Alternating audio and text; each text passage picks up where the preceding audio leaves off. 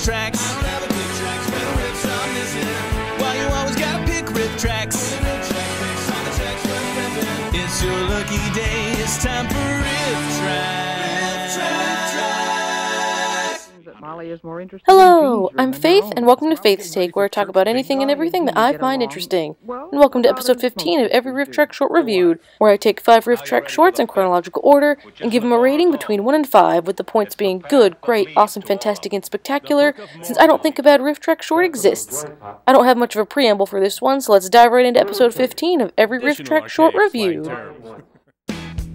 Number 71, Molly Grows Up, from March 1st, 2010. The whole church was lighted with candles. First wedding I've ever been to. I get the feeling she began talking hours before the camera was turned on. Back before the days of Bridget and Mary Jo taking on the more feminine shorts, Mike, Kevin, and Bill were on their own, and that's certainly the case here. Molly Grows Up centers around a preteen girl who looks closer to 15 getting her first menstrual cycle. She gets some info from her mother and the school nurse, who seems a bit over-invested in Molly's life if you ask me, and they do a very obvious job not explaining why she's going to get these every month for the majority of her life, but rather just give her very bad advice on how to deal with it. Bye. My goodness, Molly is certainly growing up. Into an annoying little bitch. Oh, by the way, Molly, your mother left her gloves over at my house last night. Will you take them to her? Sure, she's always leaving them someplace. See you later. Okay. Dear Diary, my plan to become creepily involved in Molly's life is going great. This afternoon I'll happen by her house with those treats her dog likes and compliment their new shutters. No, Molly lives at home with her father,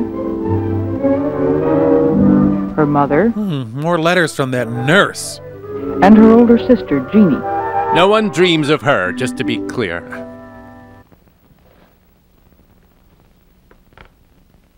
Try Modus, now big enough for a Sasquatch. Is this an iceberg? Jeannie, when do you think I'll start having periods, too? Oh, I don't know. Pretty soon, I suppose. So get off my chair. I was 13, and from the way you've been acting lately. Shouldn't be long now. Ooh, PMS burn. Jeannie would go on to write for According to Jim. Mom, guess what? I don't know. What? Mom, I started my first period. During second period. Well, what do you know? Come on, sit down. Tell me about it. Bet you think you're better than your old mom now. Well, you're not! Well, I was hoping it would start soon. But it seems like I've forgotten everything you've told me. Then you really All have right, become a I tell woman. you what we'll do. While sitting up straight to keep your organs in line is weird, it's not necessarily bad advice. However, telling a girl who uses pads that swimming a few days into her period is okay as long as she doesn't catch a cold is clearly terrible and disgusting. Forget about getting yourself sick, how about not contaminating the water for everybody? But why each month, Mom? Oh, it's just part of being a woman, I guess. It's what the moon goddess demands. First you probably... Well, if you sit and stand straight, that'll give the organs inside your body room to function better. And that'll make you feel better. Gin will also make you feel better. Running for the phone can cause your spleen to explode, honey. Mom, can I go swimming with Peggy tomorrow after school? No, it's not a good idea the first 2 or 3 days of your period. You might get chilled and catch cold. You might get rickets Oh, or that's consumption. What are you two up to? Oh, menstruating. How with the fight? Well, I mean, after all, she's only... Daddy, don't be so silly. I'm not a baby anymore. I know, dear, but, It's just that I'm 85. I should have great-grandchildren by now. no. No, honey, I guess you are. And I said that as creepily as possible. Oh, You can bathe or shower as long as you use warm water. Can you street You luge? can wash your hair if you're sure to dry it quickly. Dry your hair And you slowly can and you'll swim ruin your if you menstrual wait until after 2 cycle. or 3 days. In general, mild exercises are best. Ones that strengthen the abdominal muscles are particularly good. These include It's channel sensible to changing avoid and strenuous snacking. Exercise when menstruation is as normal and natural as eating or breathing or sleeping. Except if you're a man, then you might want to see a doctor. It may not be a very educational short, but Mike, Kevin, and Bill make sure it's definitely a funny one, and it earns a 4 out of 5. Brought to you by the Personal Products Corporation. What we make is none of your damned business. Number 72, Call It Free Part 2 from March 4th, 2010. In hot weather, rust and scale and corruption build up faster than any other time of the year. Sometimes Donkey Kong rolls barrels through here, and you have to hire an Italian plumber to clear it up. I can recommend a guy. Last time, we saw the inexplicably nicknamed Hank take her car to the shop to get some very necessary repairs. Then her husband, without realizing his wife could have died had the repairs not been done, storms to the service station that helped her to give him a piece of his mind. The man that helped Hank attempts to explain why he had to fix their car despite the husband's protests, by using bizarre little cartoons, because he probably figured that's the only way to get through to people as stupid as these two. Oh, you're the guy I want to see. No, wait a minute, mister. The guy that thinks he can throw other people's money down the drain. Look, Mr. Borden, I'm assuming that's who he is. Since he smells as you described. There are a lot of things I want explained. Well, I'm going to do that right now. Give me a lead Jerry, pipe. You get that picture. Open the hood, will you, Jerry? You bet. You'll be shocked at how many dead squirrels you have in there, sir. Those are arteries. As you can tell from this blueprint of a Soviet power plant. We call them. Your wife drove in here with steam coming out of the radiator. So I And back to this cartoon I'm transmitting to you both with my mind. The front door. If it gets too loose, the fan and water pump or generator won't do their job. And communism triumphs thanks to you. The mechanic finally convinces Hank's husband of all the help they needed by using a little cartoon character named Captain Jinx. Apparently, Captain Jinx is a little monster that loves to screw up engines. While you and I both know the mechanic is just trying to provide the couple with a visual, I think we all know that the couple actually now believes that there's a little red demon trying to destroy their car from the inside out. And in the end, not only did the couple kinda learn something, but the mechanic learned something too. You should actually explain things to your customers. Imagine that. Captain Jinx's footprints, I call them. Captain who? Jinx. Just a name, but he's always around. He's always obese, red, and nude. He's always working against you. A jinx to all mechanics, no matter what names they call him. A minor demon, but And very this is where he focused. hangs out. He tell you about any internal leaks in your system. I'm trying to repair it. I'm a good sprite. I can't help it if my face looks angry. I am as God made me, sir. When we put in your antifreeze, we crippled Captain Jinx's activities. I clawed my way up to Captain for this. For a cold From now on, anytime I come in here, no matter what I want, you check the cooling system. What's that? You Because care? I keep these 4 keys around to remind me of 4 doors. All of them in Strike Molly's it any house. one of them. Now you're ready for the 5th, which isn't a door at all. It's the path that leads to all of them. The Book of Mormon. Oil change, lube job, transmission grease, battery. Takes a lot of sales to keep me in pomade and self-tanner. Was to look, This happy little end to our weird little tale gets a 3 out of 5. explain, explain, and explain as you go along. The customers love it. And if you're friendly enough with them, they'll feel If it too hadn't been for uncomfortable to Molly's question the steaming radiator, outrageous and they would have bill. looked for those other things. Number 73, Story of a Teenage Drug Addict from March 8th, 2010. $50 a week is the start. And a lot more later if you're smart. I just punched out a kid for laughing because I smoked the first thing he gave to me. Does it look like I'm smart? Don't do drugs, kids. You'll end up like the star of this short. Bill seems to have a normal, if not a bit boring, life. He has a nice girlfriend, lives with his mother who looks like his great-grandmother, and all the kids at school seem to like him. But one Saturday, he's got nothing to do and gets swept up in a whirlwind of drug addiction. A slick operator named Moose invites Bill to a party where all the cool kids are smoking reefers. Bill takes a couple of puffs, and before you know it, he inexplicably quits school and starts trying to be a boxer because Moose seems to think it'll make him both wealthy enough for Bill to send his mom off to get taken care of. When it comes to how on earth any of this is even remotely possible, your guess is as good as mine. They made a movie about my high school lab partner? Ah, Dad, why are you dressed like that? One school morning was like the next. Does he expect radically different school mornings? I don't know. Mom would leave a cold breakfast for me before she went to work. It was cold heroin, which I thought was odd. Why didn't something different ever happen to me? I wondered what the other kids at school did that was different. Like, did they ever dress as a wildebeest and play the recorder? Everyone had some place to go that evening, but me. People hated me on account of my crisp tees. My friend loaned me his car. He's going to a party. Gonna pick up a couple of girls. Wanna come along? Sure, I've got nothing better to do. Heroin, when you've got nothing better to do. I was introduced to Moose, and he seemed like a great guy. Though I had to suppress an urge to shoot him and mount his head in my great room. Some big fella came over and started to talk to me. I think it was Charlie Sheen, or perhaps a lesser Estevez. He offered me a cigarette. It seemed like a regular pack. And I had been meaning to visit Flavor Country. From the looks of the place, Moose had plenty of dough. Really? Have you been anywhere but your mom's apartment? I can get you a trainer. Then you can fight for me. You're kidding. You dare question the good name of the Moose family, sir? Why not? If Moose said it was all right. How many countless bad decisions have been made because Moose said it was all right? Marilyn didn't like the idea that I dropped school, but I'd made up my mind to give it a try. I'd fallen victim to the old, ill-considered ad campaign. Give dropping out of school a try. I could hear Mom coughing at night, and I was determined to send her away to a sanatorium, where she could get well. After all, she was only 105 years old. I was training at the neighborhood gym under the watchful eyes of Moose. He had given birth that spring and had 2 calves to look after as well. By the 3rd week, I had enough money to send my mother away to a sanatorium. Working out at a gym had paid surprisingly well. The night of his first fight, Bill is completely creamed and ends up at another party at Moose's house. He decides to try out Moose's heroin and, like the idiot that he is, accidentally overdoses. Moose saves his life, but Bill decides to get clean and go home.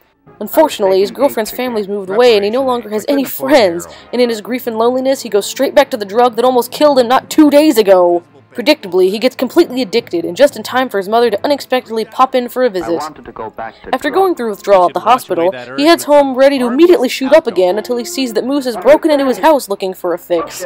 After seeing what the absolute bottom of the heroin barrel looks like, Bill decides to finally get completely clean and start a normal life.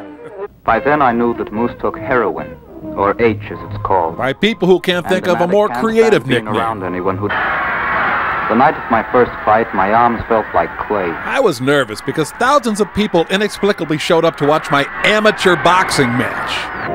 Woohoo, we bet on the other guy. Then I found Moose's hypo in a capsule of H. I thought a shot of the stuff would help cool that burning in my face. Mild swelling and bruising? Try heroin. In my haste, I had taken an overdose of the stuff. Enough to kill me if someone didn't help. Moose knew he had to act quickly in order to revive me. So he called Eric Stoltz and they jabbed an adrenaline needle into my heart. But after that close brush with death, I decided to quit drugs. A sentence Pete Doherty has never uttered. Don't the Stanleys live here? The Stanleys move away. Well, don't just stand there, man. Make your move on this new honey. I found out later that Marilyn's folks had moved to another city. I had lost touch with my old friends at school. They burnt me in effigy during the homecoming rally. I missed the good times at the pad. The time I forgot I had hands. The time I almost died. I was taking H again. Preparation H. I couldn't afford heroin.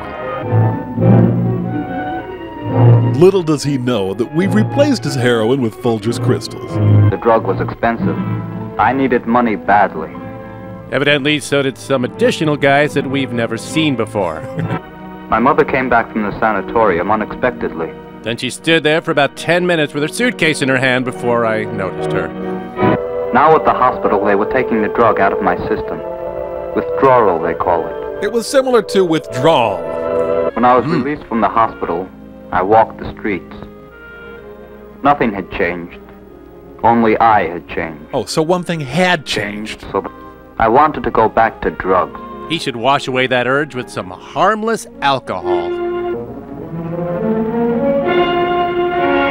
The scene of him relapsing after he almost died would be a lot more dramatic if there hadn't just been another scene of him relapsing after he almost died.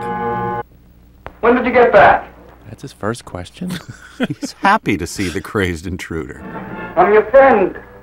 I'll share it with you. You're after my methadone suppository, right? You're no friend of mine. Huh, sounds like the best man's toast at my wedding. I only used you. But you saved my life. I don't want no dead guy on my hands. Unless it's Bernie Lomax. That guy's hilarious. I didn't want to end up like Moose. I wanted to end up like Moose Baby. This wild roller coaster of a ride gets a 4 out of 5.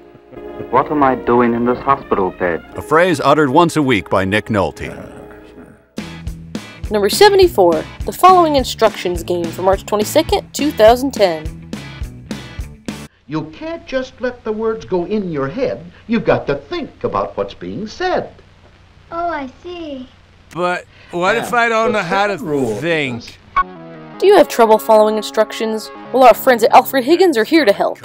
We open with Jack, a not very bright little boy who never listens to anyone about anything, not even the simplest of instructions.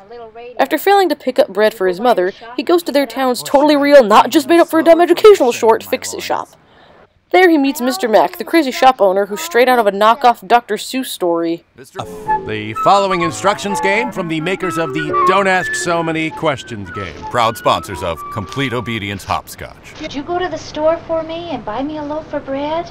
Yes. You know the kind we like. The kind that comes in a bottle with a drawing of a turkey on the label. Where you won't There's a good forget boy. it. I couldn't remember what I was supposed to get. Was it bread or was it milk? I decided to just get Brill. Remember something else. But I did remember I was supposed to see Mr. Mack. But I didn't remember I was supposed to breathe, or that porcupines aren't for hugging. Yep, all the best signs require a powerful zoom lens. Oh there. Why the worry? What's the hurry? As for rhymes, I've got Tourette's, and this is how it manifests. Well, now, don't be. I was supposed to buy something at the store, but I couldn't remember if it was bread or milk. Kid single-handedly disproves Hitler's master race theory. Mr. Mack decides to help little Jack out by teaching him the 2 rules of the following instructions game. A game that's obviously not a real game at all and is just deployed by Alfred Higgins to get kids to listen better. While I'm sure Mr. Mack's heart is in the right place, he's somehow able to use examples from Jack's real life, the implications of which are a bit too creepy if you think about it. But the lesson seems to work out and Jack gets his act together. Rule 1 for the following instructions game is listen. I keep this board handy so I can show it to Mrs. Mack. If you don't understand what you're being told, then ask a question big and bold.